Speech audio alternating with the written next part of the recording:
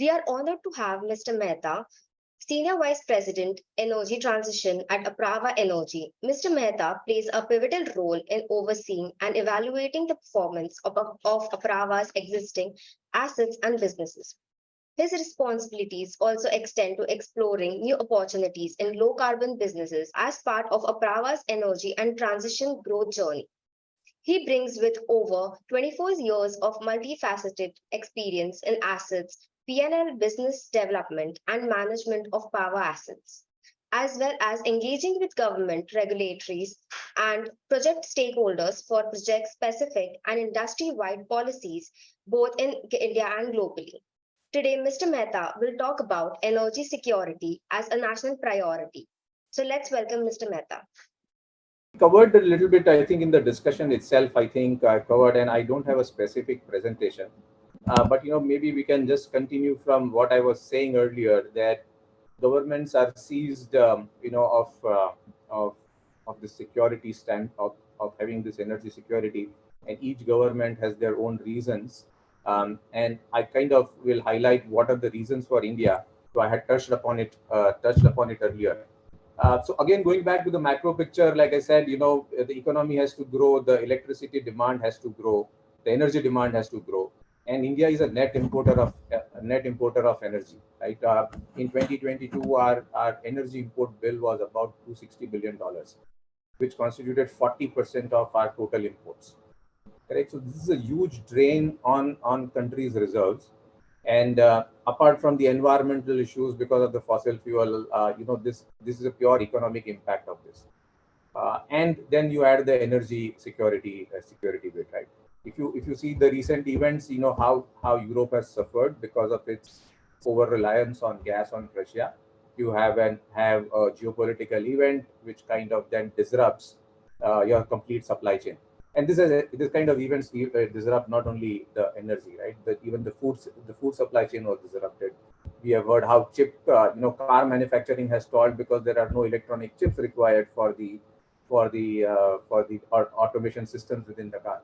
So the disruption happens all around, and since energy is the primary driver of economy, the people want to have more control on it. So the world, like I was saying earlier, is kind of transiting from that open trade. People may not say it publicly, but I think everyone is trying to kind of have some amount of security or control on means which on their economy or survival eventually depends. So that is the larger picture.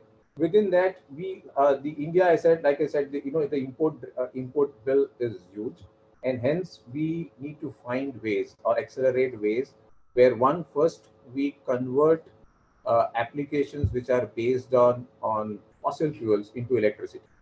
Right? That is one of the biggest driver, because the more fossil fuel you have, I mean, we are going to be in the same problem.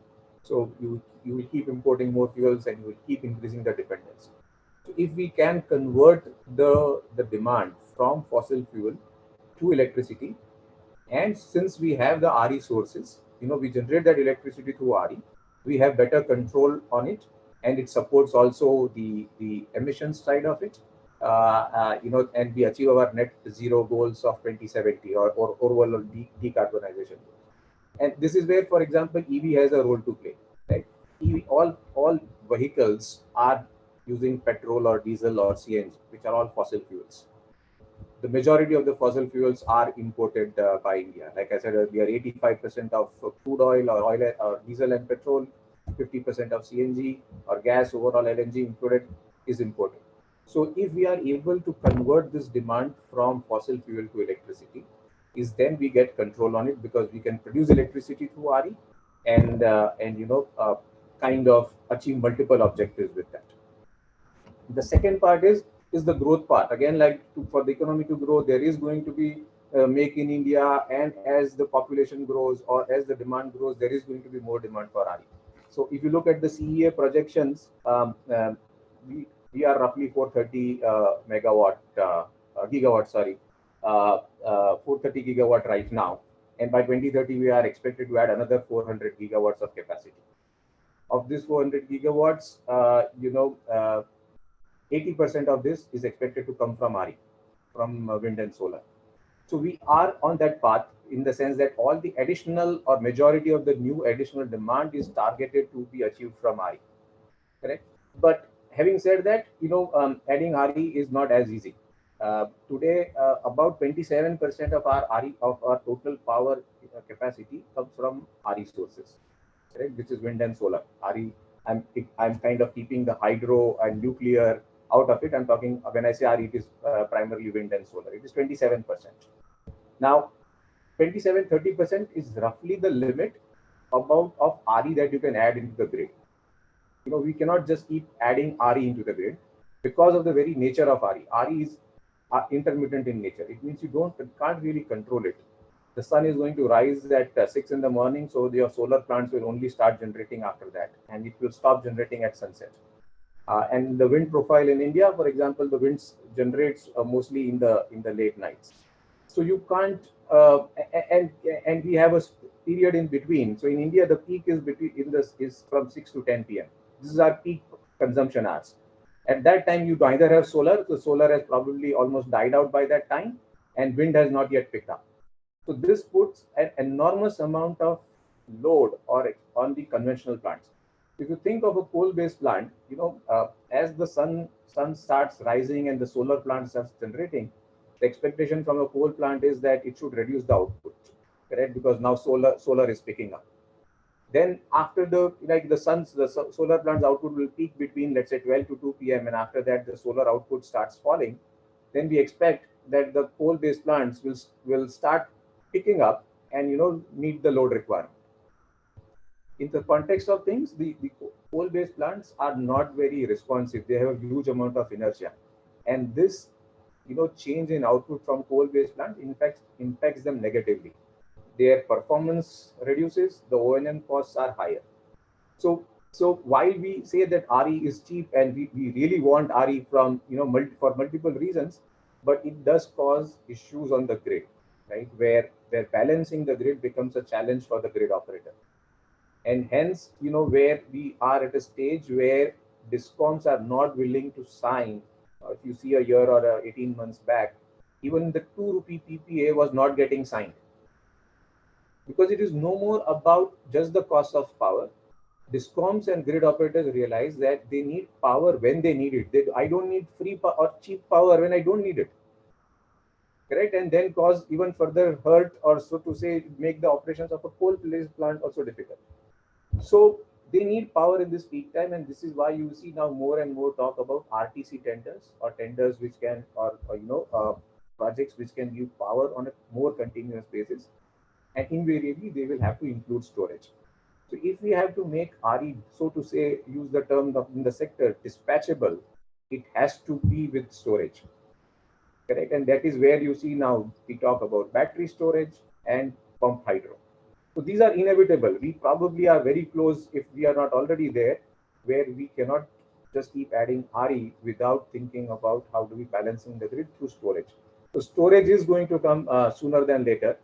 We like it or not, we may feel the prices are high, but if you don't spend on that, the cost of your power, particularly the peak power, is going to go up, and we are already seeing the trend. If you saw for the last 2 years, the peak shortage is increasing. There was a time between 2014 to maybe 2020 or 21 where we kind of almost wiped out the energy deficit, and we were reducing the power deficit as well. But now that the power deficit has started going up, and hence I think this is a time to act to get this battery and pumped hydro. And the last part, I think, is about the green hydrogen. There will still be applications. So we talked about applications where we can convert the fossil fuel requirements into electricity requirement. But there are still certain applications which you cannot do anything about. So for example, chemical or fertilizer plant or a steel plant, they use today natural gas, chemical and fertilizer, particularly natural gas, to produce hydrogen. They use a process called SFR, where natural gas is kind of hydrogen is produced from the natural gas, right? And you need essentially hydrogen as a part of the process. You cannot replace it with electricity. And this is where the green hydrogen has to play a role, where you use RE power to produce hydrogen from water electrolysis, and then you substitute it in this kind of applications. So these are called the hard to abate sectors. which cannot be directly addressed by RE or renewable power and necessarily have to be addressed by hydrogen. The challenge here is, of course, the price of hydrogen. What is produced today from natural gas is called the gray hydrogen. The cost is about 150 rupees per kg, give or take.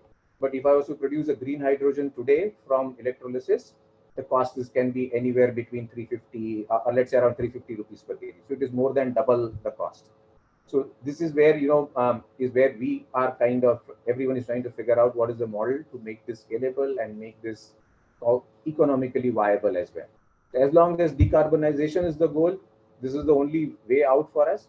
But at the same time, we want it to make economic sense, and hence the government policy intervention, the innovation side of can we reduce the cost of electrolyzer, can we reduce the cost of RE, because the cost of RE is about 60 to 70% of the cost of green hydrogen. If you are able to reduce the cost of RE, the cost of green hydrogen will come down. If you are able to reduce this cost of electrolyzer, which is essentially more or less a scale game, the cost of green hydrogen will come down. And I think this is all will then eventually add up in kind of decarbonizing as well as getting energy security within for us as a country. Thank you, Mr. Mehta, for sharing your views on energy security as a national priority.